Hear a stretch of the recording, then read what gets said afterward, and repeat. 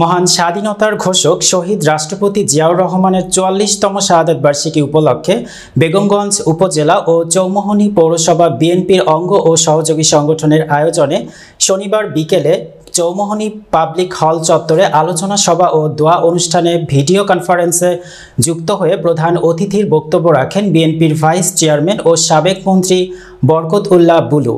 নোয়াখালী জেলা বিএনপির সদস্য কামাখ্যা চন্দ্র দাস এর সভাপতিত্বে প্রধান অতিথির বক্তব্য রাখেন নোয়াখালী জেলা বিএনপির আহ্বায়ক মাহবুব আলমগীর আলো। বিশেষ অতিথির বক্তব্য রাখেন নোয়াখালী জেলা বিএনপির সাবেক সদস্য শামিমা বরকত লাকি, জেলা বিএনপির সদস্য জহির উদ্দিন হারুন, উপজেলা বিএনপির সাবেক সাধারণ সম্পাদক মাহফুজুল হক আবেদ, পৌর বিএনপির সাবেক সাধারণ সম্পাদক মহাসিন, সাবেক সাংগঠনিক সম্পাদক হাজী ইসমাইল হোসেন দুলাল, উপজেলা যুবদলের আহ্বায়ক রুস্তম আলী সহ বিএনপির অঙ্গ ও সহযোগী সংগঠনের নেতৃবৃন্দ।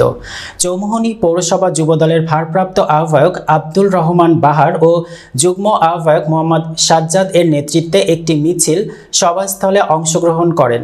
উপজেলা বিএনপির সাবেক কোষাধ্যক্ষ মোজাম্মেল হোসেন নিটুর নেতৃত্বে একটি মিছিল সভাস্থলে অংশগ্রহণ করেন। নরোত্তমপুর ইউনিয়ন বিএনপির সাবেক সভাপতি রফিকুল্লাহ ও সাধারণ সম্পাদক জামাল হোসেনের নেতৃত্বে একটি মিছিল অনুষ্ঠানে অংশগ্রহণ করেন।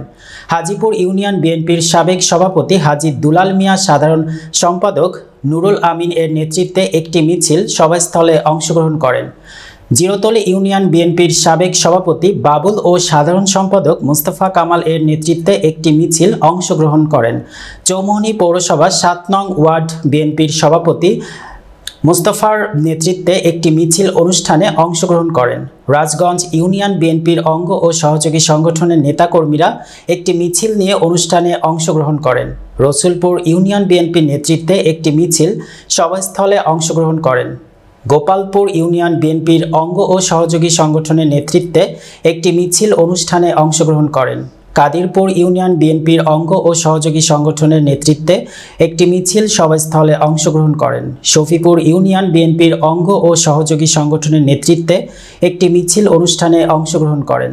দুর্গাপুর ইউনিয়ন ও কুতুবপুর ইউনিয়নের নেতাকর্মী মিছিল নিয়ে অংশগ্রহণ করেন।